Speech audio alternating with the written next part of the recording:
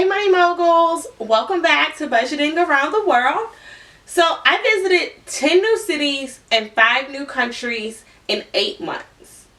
This is how.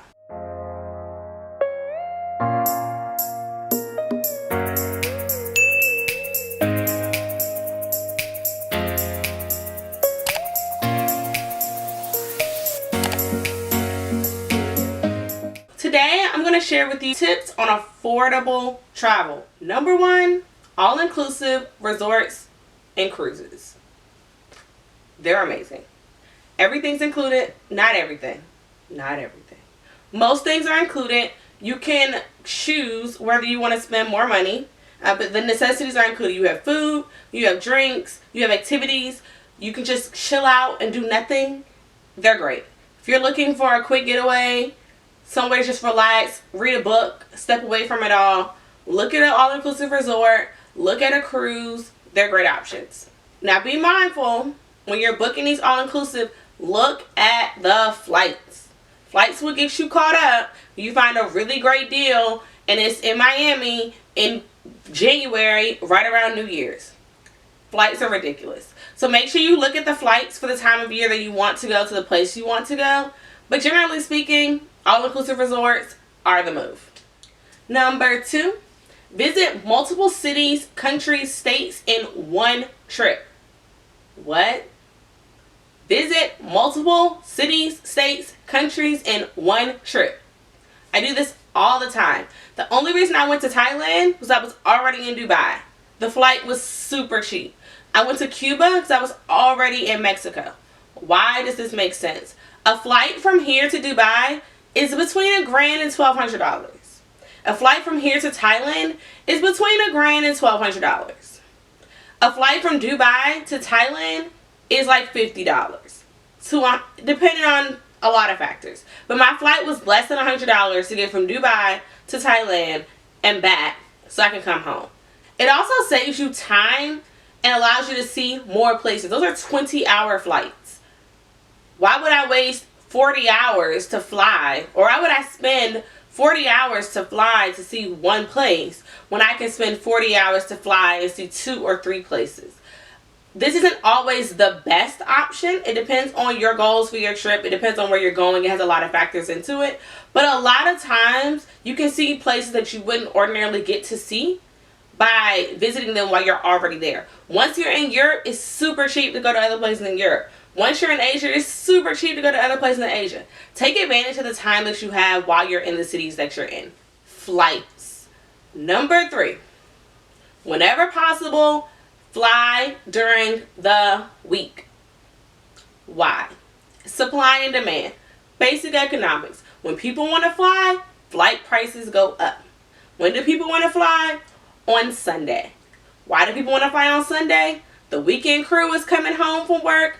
The business travelers are going out for work. Sunday is the absolute worst day to travel. PSA. It costs the most. The airports are crazy. If you have to do it, you have to do it. Definitely meet your obligations. But if you have the opportunity to travel during the week, it usually is way less expensive to leave on a Monday than it is on a Sunday. And then book as far in advance as you possibly can. If you know that you really, really want to go on this trip and you know that you want to do it for your birthday, book it a year out. Book it 6 months, 9 months out. The further out you book it, the less time for that supply and demand to play in. Number 4, fly into major hubs whenever possible, even if this is not your destination. That doesn't make any sense, Amber. That's not my destination. Why would I fly into there? Well, it could save you hundreds and hundreds of dollars flying in and out of hubs. I live in the DC area. This is pretty much a hub for some airlines, but I often can save a couple $100s by going to New York. A bus to New York is $25. So I may spend another $50, $60, $70, but it's saving me $300 or $400. Flying into a major hub, if you want to go to Southeast Asia, go into a big place. Go into a Bangkok, go into a Singapore, go into a Malaysia, where the flights are happening anyway, and they're going to be a lot less expensive than you flying into Chiang Mai or Phuket or one of the other smaller cities. But a flight from Bangkok to Chiang Mai is like $20. So look at all of your different options when you're booking your flights. Look at your options for your destination, but also your options for your departure. And see where are their major hubs and how can I take advantage of those hubs around me. This works internationally, mostly, but it also sometimes works domestically. Whenever I go to Birmingham, Alabama, I'm not flying into Birmingham. Birmingham's airport is tiny. I fly into Atlanta. It's 2 hours away. I need a car anyway because you can't get around the city without a car. So I rent a car out of Atlanta and I go right back to Atlanta. Number 5, you have to be willing to sacrifice something. What you're willing to sacrifice is completely up to you. You really want to go to Europe. Europe is often less expensive in the winter. Go when it's cold. If you're already coming from a place that's cold, it's not that bad. I went to London and Barcelona in January and had a blast. London was just as cold as it was here, and Barcelona was a little bit warmer, and we had a great time. So you have to look at what are you willing to sacrifice. For me, I really wanted to go to see the Red Phone Booths in Park Güell where they filmed the Cheetah Girls. I could do that regardless of the weather. So for me, it didn't matter. If you want to go to Thailand and you want to be outside every day, don't go during raining season. It will ruin your trip. Look at your options and see what you can sacrifice and what you're willing to sacrifice to make your trip a little bit less expensive. Discounted travel. So I have not had the opportunity to take advantage of the Groupons of the world, but I've heard great things. So I want to hear your experiences on Groupon. You can book entire trips on Groupon for dirt cheap. Catch-22 is you to have all the money and have the dates. But if you save your dollars and you have the flexibility in your schedule, please go. Do your research. Make sure it's a reputable company. Make sure that the deal makes sense. Some of those deals aren't really great deals, so do your research and see how much it would be if you were to go on your own. But if you catch a good one, take advantage of that. Keep in mind with places like Groupon, the price that you see is based on 2 people departing out of very specific airports. If one of those airports is not yours, it's going to cost more. If you're one person, it's going to cost more. Play all of that into your research when you're figuring out if this is really a good deal or if it just looks like a good deal. Go with people. I fully support solo travel. I think it's great. I think everyone should go on at least one trip by yourself at some point in time. But it's not always the most economic situation, depending on where you want to go.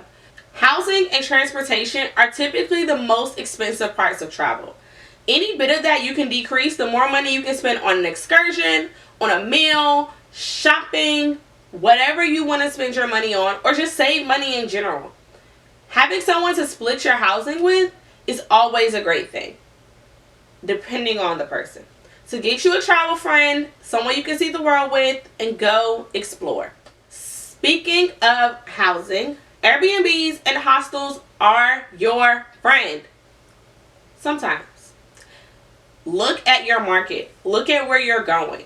If you're going to a place where hostels are common and they're really, really nice, and you want to interact with other people, give them a try.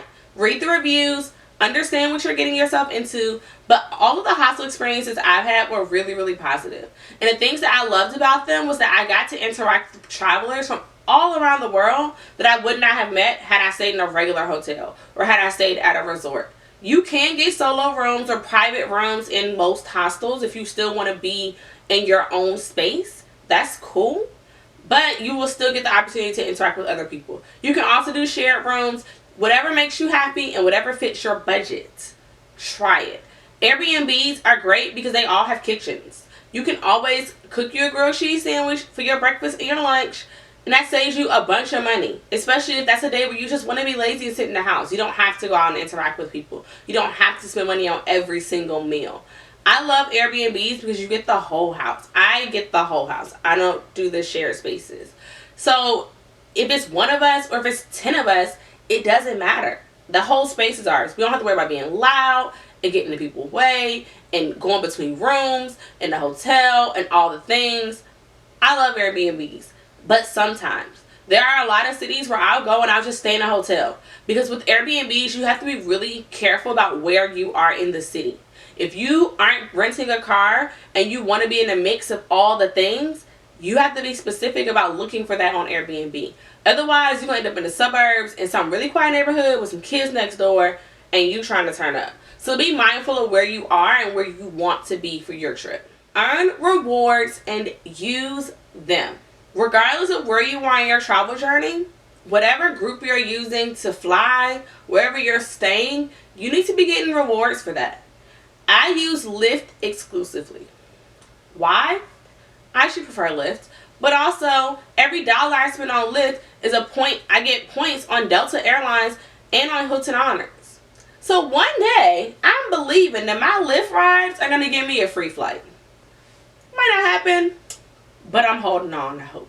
Wherever you're staying, whatever you're traveling on, have a rewards number with them and rack up those rewards. If you're loyal to one or two airlines and like one hotel brand, those will add up a lot faster. But regardless, you want to make sure that you are getting credit for the work that you're doing. You want to make sure that when the time comes and you are like a travel goddess out here, that you get your free nights based on what you're doing today. Alright, Money Moguls, that's all I have for you today. I hope you really enjoyed all of my tips on affordable travel for this Travel Chat Thursday.